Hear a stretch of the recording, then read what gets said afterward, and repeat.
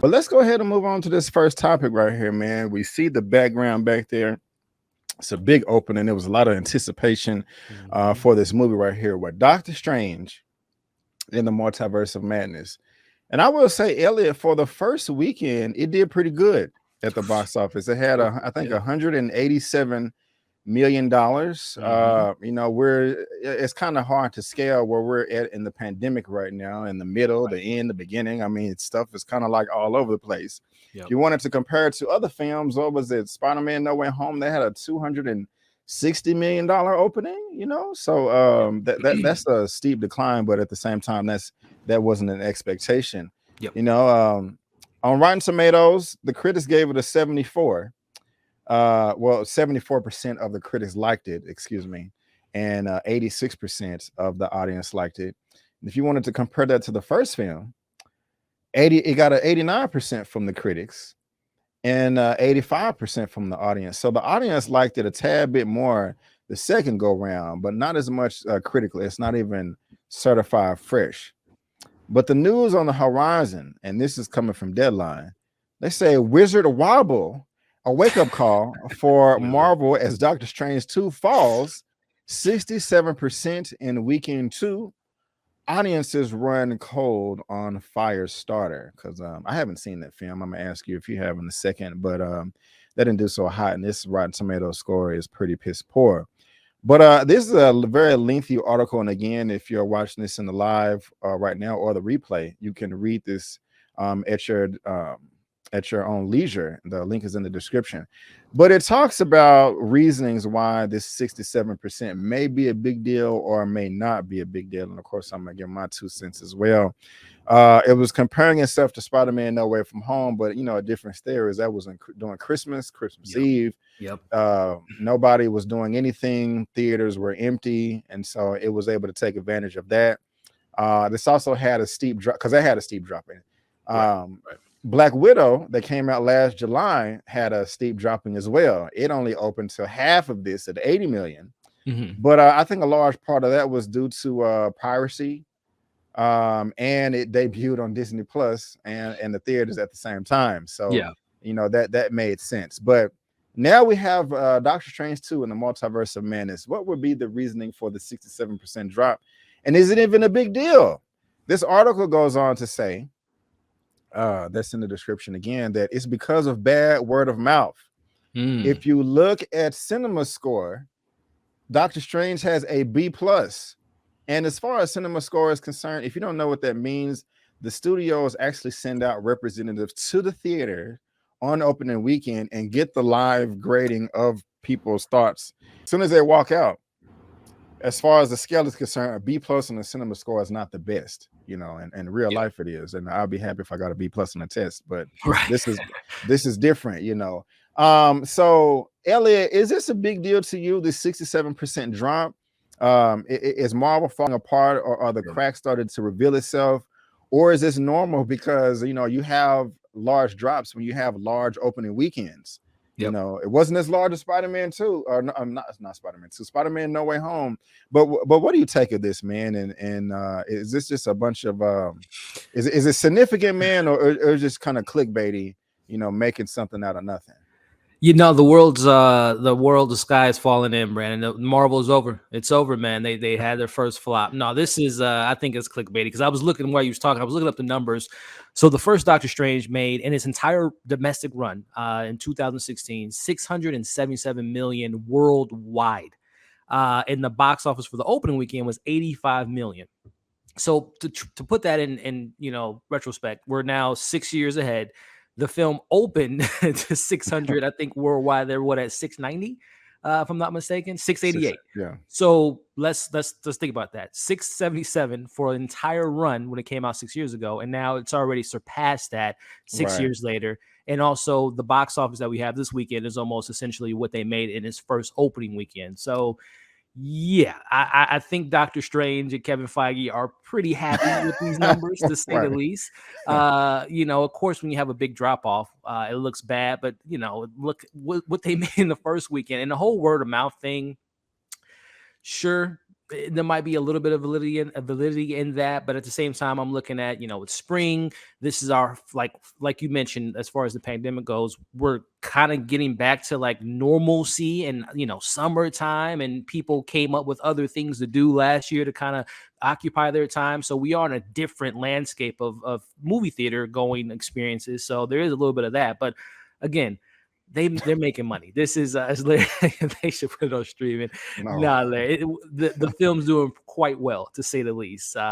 So yes, the numbers look a little skewed, but when you really look into it, this is huge. This is great. This film, when it's done in the theater, 820, I would say, is probably where it's maxing out. Originally, I'm not gonna lie, I thought it was gonna be $1 billion, like easily $1 billion. True, which I think, true. If there were some more of those cameos that we were speculating, I think it might have crossed that $1 billion mark. But 800 is still a ridiculous amount of money, especially when you look at how businesses work. They're making more. They made more the second go round, which is what you want to do in a franchise. Yeah. You want to make more than the last one. They've already surpassed the first one, an entire run in 2 weekends. So it's a win for Marvel.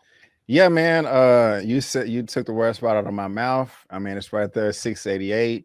And they've already surpassed that. That's crazy. Yeah. Also, I wanted to add, now the only difference is the budget for the first film was $165 million. The budget for part 2 is $200 million. So it is a more expensive film by not by a lot.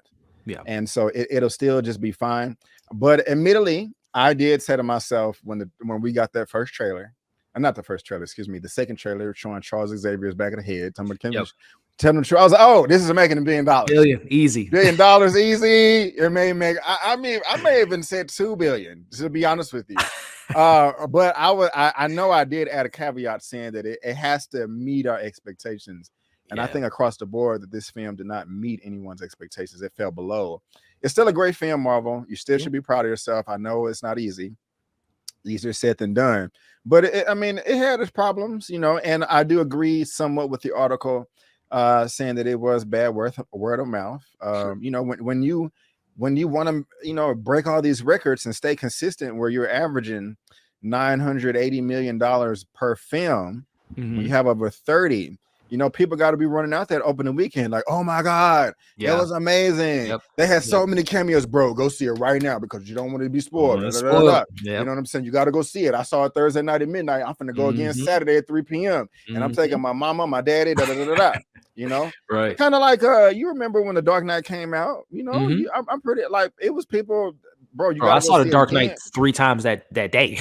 man, I thought you were gonna say weekend. He said that day, so it got to be like that, So immediately the film could have been better, and I did think it was going to be $1 billion, and I mean, there's a small chance it still might. I haven't paid attention to has it opened in every territory.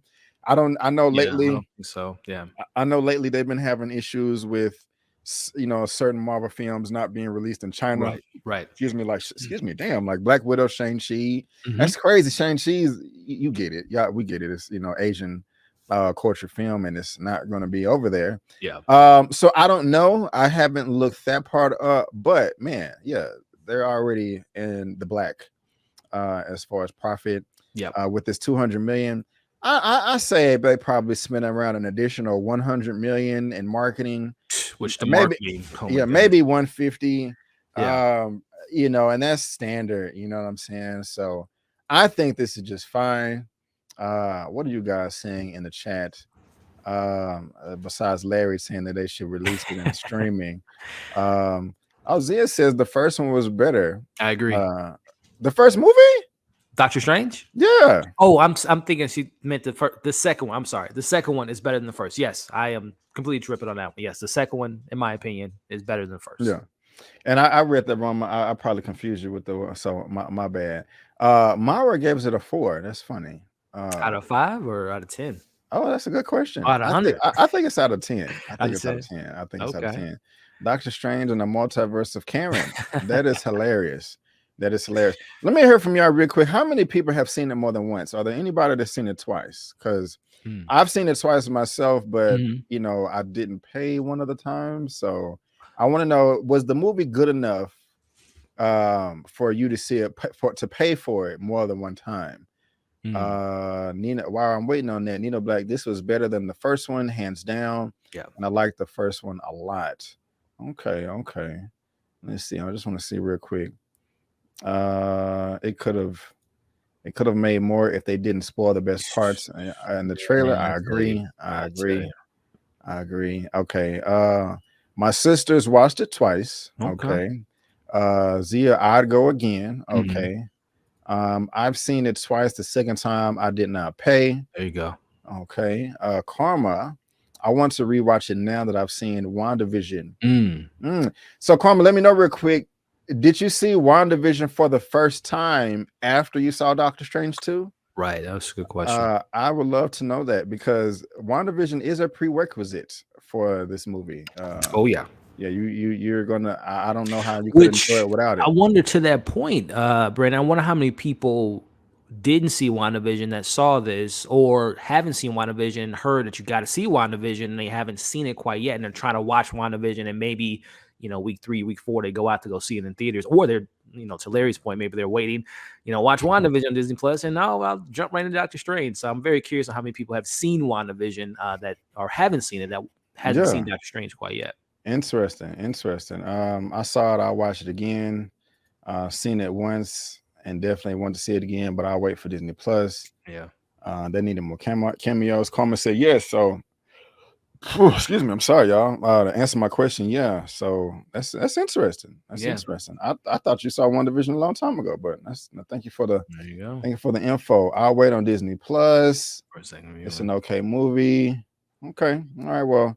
Hold on real quick. My friend didn't know what was going on. She didn't see WandaVision. I got you. Okay. Yeah. So then maybe they should have kind of put that in the marketing a little bit, like the sequel to WandaVision. Plus, I don't know. But and a lot of people bringing up those cameos, Brandon. Did Marvel shoot themselves in the foot by putting multiverse of madness and really leaning on the madness of the multiverse? I wonder if they kind of, again, I guess, blew the balloon for a lot of people that it wasn't. Which is so crazy. I mean, it was a good amount of cameos. Like, I think this is, and not to spoil anything for anyone that hasn't seen it yet, but I was pretty happy with the cameos we got. But I can understand why people wanted more. Yeah, I can too. Because I was going in, tailored, with mine tailored, and I mean, I wasn't disappointed with the cameos. I think that's a fair way to put it. And we're our ear is to the ground, the ground, looking at everything, and I wasn't disappointed, Me neither. And Me neither, man. I will say I was expecting a certain group of people to maybe be alluded to in this film. Again, I don't want to spoil it, but I was thinking that a certain a person that was in this film and who he's attached with, I was expecting more of them to be in the film, or at least allude to them. Yeah, you talking about Spider-Man? X-Men. Oh, okay. I got you. Strictly Starlight. I think if Professor X wasn't in the trailer, maybe less non-Doctor Strange fans would have turned up. I agree with that. But thank you, Strictly Starlight. I appreciate it. But guys, again, if you're watching this in the live or the replay, there is a link down to this article in the description if you want to read Wizard Wobble at your own leisure. Yeah, that's hilarious. I like that. Yeah, it is. Also, Nafas for the $4.99. I believe you was over in Elliot's chat today. I don't know why my voice is changing like this. But thank you so much for being here, and thank you for what a money reside. What a money reside. What a money reside. What a money reside. Okay, I'll tell you. Guys are so nice and generous with all the super chats. It makes me blush and all this good stuff, and I'm flattered and all that stuff. You know what I'm saying? So thank you. I do appreciate it.